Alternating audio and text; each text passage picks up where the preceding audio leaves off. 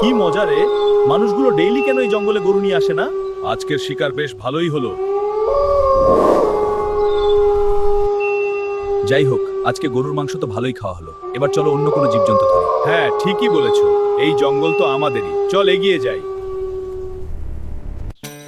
আহারে, আমার গরুটা না খেয়ে না খেয়ে অবস্থাটা খুব খারাপ হয়ে গেলে। বাড়ির আশেপাশে ভালো ঘাসও নাই যে পেট ভরে খাওয়াবো। আজকে গরুটাকে আমি ভালো একটা জায়গায় ঘাস খাওয়ার জন্য রেখে আসব।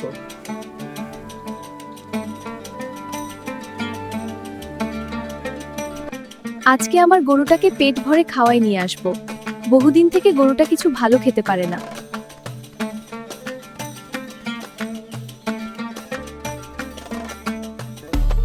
কি গো, গরু নিয়ে কই যাইতেছো? সামনে একটা জঙ্গল আছে, শুনছি সেখানে অনেক ঘাস আছে।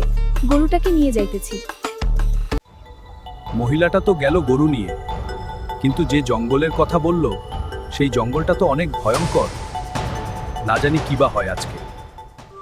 কিরে ভাই, কতদিন হলো কেউ মানুষ গরু ছাগল নিয়ে আসে না কেন? খিদা আর ভালো লাগে না রে। অল্প ধৈর্য ধর, আসবে। অবালদার। এই তো পেয়ে গেছি। এখানে আমার গরুটা রেখে গেলে পেট ভরে খেতে পারবে।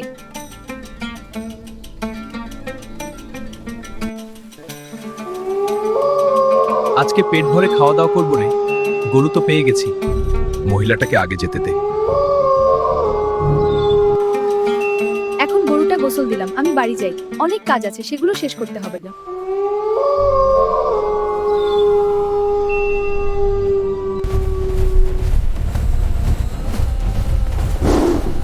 আহারে, কি মজা রে!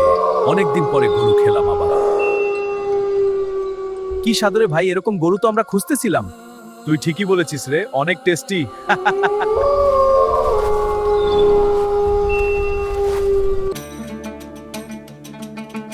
গরুটা রেখে এসেছি সুন্দরবনের জঙ্গলে।